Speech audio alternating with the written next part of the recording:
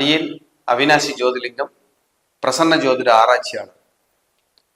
தனி மனித ஜாதக ஆய்வு, இதை பற்றிய ஒரு முழு விவரங்களை நம்ம இப்ப பேச போறோம். நம்ம நிறைய வகுப்புகள் எடுத்துக்கிட்டு இருக்கோம், ஜோதிடம் சார்ந்த வகுப்புகள், பிரசன்னம், நியூமராலஜி, வாஸ்து, பரிகாரங்கள், இப்படியெல்லாம் நிறைய வகுப்புகள் நம்ம எடுத்துக்கிட்டு வரோம். அதுல ஒரு தனி மனிதனுடைய ஜாதகத்தை விரிவாக ஆய்வு செய்து, இப்போ ஒரு ஜாதகம் எடுத்துட்டு வராங்க அப்படின்னா, வந்த ஜாதகர் என்ன நோக்கத்திற்காக நம்மை பார்க்க வருகிறார்கள்.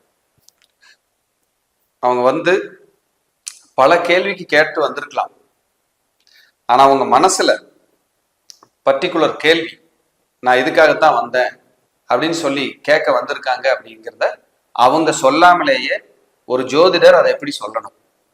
சார், உங்க கேள்வி இதுதான், நீங்க இதுக்காக தான் வந்திருக்கீங்க, உங்களுடைய நோக்கம் இப்படி இருக்கு, இது நிறைவேறுமா நிறைவேறாதா, நிறைவேறும் அப்படின்னா எப்ப நிறைவேறும் அப்படின்றத பத்தி நம்ம விரிவா ஒரு பார்க்கக்கூடிய ஒரு விஷயம்தான் தனி மனித ஜாதக ஆய்வு. ஒரு தனி ஜாதகத்தை எப்படி நம்ம பிரிச்சு பார்க்கணும் அப்படிங்கிறதனுடைய ஒரு வெளிப்பாடு தான் இந்த உயர்நிலை ஜோதிட வகுப்பு. அடிப்படையில நீங்க என்னென்ன தெரிஞ்சிருப்பீங்க? 12 ராசி கட்டம், 9 கிரகம், 27 நட்சத்திரம், 108 பாதம், அது போக அதுல இருக்கிற சின்ன சின்ன நுணுக்கங்கள். உதாரணத்துக்கு சூரியன்னா யாரு, சந்திரன்னா யாரு, அவங்களுக்கு என்ன நிறம், அவங்களுக்கு என்ன உடையினுடைய கலர், என்ன தானியங்கள், என்ன மாதிரியான ரிங்கு போடணும், என்ன மாதிரியான எந்திரங்களை நம்ம வச்சுக்கணும், எந்த மாதிரியான அதிர்ஷ்ட நட்சத்திரங்களை நம்ம யூஸ் பண்ணணும் அப்படிங்கிறதெல்லாம் பேசிக்ல நமக்கு வந்துடும். இதுல ஒரு ஜாதகம் பார்க்க வர்றாங்க அப்படின்னா, உதாரணத்துக்கு ஒருத்தர் ஒரு மேச லக்ன அன்பர் வர்றாரு நம்ம கிட்ட அப்படின்னா, முதல்ல அவருடைய ஜாதகத்துல லக்னத்திலிருந்து ஆரம்பிச்சு நம்ம எப்படி பலன் சொல்லணும். அவர் முதல்ல நம்மளை பார்க்கறதுக்கு எதுக்காக வந்திருக்காரு அப்படின்னு நம்ம பார்க்கணும். அந்த நோக்கம் அவருக்கு நிறைவேறுமா நிறைவேறாதா, அவருக்கு அதிர்ஷ்ட காலமா போராட்டமான காலமா, அவருடைய லக்னம், லக்னாதிபதி, மற்ற லக்னாதிபதி தொட்டு மீறி இருக்கிற 8 கிரகம், மொத்தம் 9 பிளானட் என்ன மாதிரியான விஷயங்களை அவருக்கு சொல்லுது. இதையெல்லாம் நம்ம தெளிவா பார்க்கணும், பார்த்து ஆய்வு பண்ணணும். ஆய்வு பண்ணி அவருக்கு எப்படி நம்ம பலன் சொல்லணும். அப்படி நிறைய பேர் ஜாதகத்தை தெரிஞ்சு வச்சிருக்காங்க, எனக்கு ராசி தெரியும், நட்சத்திரம் தெரியும், இந்த திசா புத்தின்னு எல்லாம் தெரியும், ஆனா எப்படி பலன் சொல்றதுன்னு தெரியல, எனக்கு ரொம்ப தயக்கமா இருக்குன்னு சொல்லுவாங்க. அந்த தயக்கத்தை முழுமையாக போக்குகின்ற வகையில நம்மளுடைய உயர்நிலை ஜோதிட வகுப்பு இருக்கும். ஏன்னா இன்னும் நிறைய கிளாஸஸ் எடுக்கிறதுக்கான நேரம் காலம் இல்லாதனால இந்த உயர்நிலையோட இனி என்னோட கிளாஸஸ் கொஞ்சம் கம்மியாயிடும். இல்லைன்னா மறுபடியும் இல்லை, காலதாமதப்படுத்தி தான் நம்ம ஆரம்பிக்கிற மாதிரியான ஒரு சூழல் இருக்கு. அதனால இந்த வகுப்பை யாரும் மிஸ் பண்ணிடாதீங்க. உங்களுக்கு அடிப்படை ஜோதிடம் தெரியும் அப்படின்னா நீங்க பார்த்து இதை தெரிஞ்சு வச்சுக்கோங்க, உயர்நிலை ஜோதிடத்தை தெரிஞ்சு வச்சுக்கோங்க. தொழில்முறை ஜோதிடரா யாராவது இருக்கீங்க அப்படின்னா இது உங்களுக்கு ரொம்ப யூஸ்ஃபுல்லா இருக்கும். உதாரணத்துக்கு சூரியன் அப்படின்னு ஒரு கிரகத்தை நீங்க கண்ணில் பார்த்துடுறீங்க. 9 கிரகத்துல அந்த கட்டத்துல சூரியனை பார்த்துடுறீங்க. அந்த சூரியன் முதல்ல ஆட்சியா, உச்சமா, நீசமா, அவர் என்ன நட்சத்திரத்துல இருக்காரு, எந்தெந்த கிரகங்கள் பார்க்குது, அந்த சூரியன் நிக்கிற இடம் எங்க 12 கட்டத்துல, அவர் எந்த இடத்த பார்க்கிறார், இப்ப கோச்சார கிரகங்கள் அந்த சூரியனுக்கு எந்த பாவ கிரகங்களாவது தொடர்பு இருக்கா, தசாபுத்தி என்ன செய்யுது, அந்த தசாபுத்திக்கு சூரியனுடைய பங்களிப்பு எப்படி இருக்கு, இப்படி எல்லா ஏங்கள்லையும் நீங்க ஒரு ஜாதகத்தை பார்த்து பலன் சொன்னீங்கன்னா வரக்கூடிய நபருக்கு ரொம்ப திருப்தியா இருக்கும்.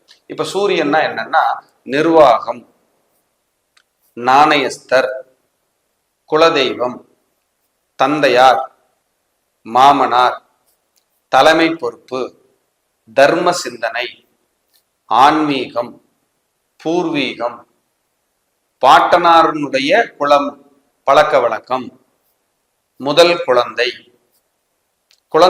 முதல் குழந்தையினுடைய வளர்ச்சி, வெற்றி, இதெல்லாம் சூரியன் நிர்ணயிக்கிறார். நம்மளுடைய தலைமுடி, கண்கள், நம்மளுடைய ஆளுமை, இருதயம், இப்படி சூரியனுடைய பங்களிப்பு நம்ம உடம்புல நிறைய இருக்கு, ஜாதக ரீதியா நிறைய இருக்கு, வாழ்க்கையில நிறைய இருக்கு. ஒருத்தர் புகழ் அடைவாரா, அடைய மாட்டாரா, அவருக்கு மனசு பாதிச்சிருக்குமா, பாதிச்சிருக்காதா, தந்தையாரோட நல்ல உறவுல இருப்பாரா, இருக்க மாட்டாரா, இவர் உயர்கல்வி படிப்பாரா, படிக்க மாட்டாரா, அரசாங்க வேலை கிடைக்குமா, கிடைக்காதா, அரசியல்ல ஜொலிப்பாரா, ஜொலிக்க மாட்டாரா, இவருக்கு நிரந்தர வருமானம் இருக்குமா, இருக்காதா, இது எல்லாமே சூரியன் சுட்டி காட்டுறாரு.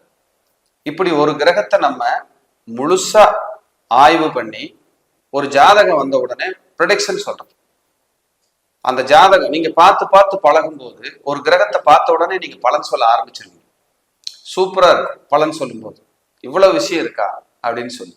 இப்போ உதாரணத்துக்கு சூரியன் ஒரு ஜாதகத்துல ஸ்திர ராசியில் இருக்காரு அப்படின்னா அவங்க மைண்ட் எப்படி இருக்கும் தெரியுங்களா? ஸ்திரத்தன்மையோட இருக்கும், நிலையா இருக்கும். ஒரு ஒரு சூரியன் சரராசியில் இருக்காரு அப்படின்னா இவங்க பூர்வீகம், இவங்க குளமெல்லாம் இடம் மாறி ஊர் மாறி வந்தவங்க அப்படின்னு நம்ம சொல்ல முடியும். அந்த சூரியனுக்கு சனி பார்வை, ராகு பார்வை, இல்ல கேது பார்வை ஏதாவது ஒண்ணு இருந்துருச்சுன்னா அவங்க தந்தையார் போராடி முன்னுக்கு வருவாரு. புத்திரர்களால இவருக்கு டிஸ்டர்ப் இருக்கும், பூர்வீக சொத்து வேடிக்கை பார்க்கிற சொத்தா அமைஞ்சிரும். இப்படி ஒரு ஜாதகத்தை முழுமையாக, தனி மனித ஜாதகத்தை முழுமையாக நீங்க ஆய்வு செய்யறதுக்கு இது பயன்படும். ஜாதகருடைய எண்ணம், கற்பனை, ஆழ் மனசு, மனம் சார்ந்த விஷயங்கள், புத்தி, செகண்ட் டிகிரி, இரண்டாவது உயர்கல்வி பட்டப்படிப்பு, இதெல்லாம் என்ன சொல்றது? சூரியனை வச்சு நம்ம தெரிஞ்சுக்கலாம். சூப்பரா இருக்கும். இவர் சமுதாயத்துல புகழோட இருப்பாரா, அந்தஸ்தா இருப்பாரா, சூரியன் நமக்கு சொல்லிடும். இது ஒரு கிரகத்துக்கு.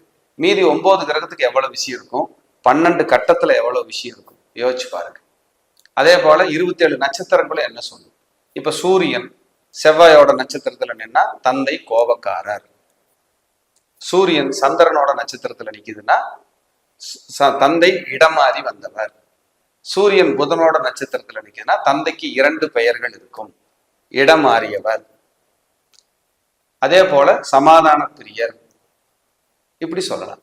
சூரியன் குருவோட நட்சத்திரத்தில் இருக்கு அப்படின்னா தந்தை கௌரவமானவர், ஆலய திருப்பணிகள் செய்தவர், புகழ்மிக்க குடும்பத்தில் பிறந்தவர், அரசாங்க அரசியல் தொடர்பு உடைய குடும்பம், இப்படி நிறைய சொல்லலாம்.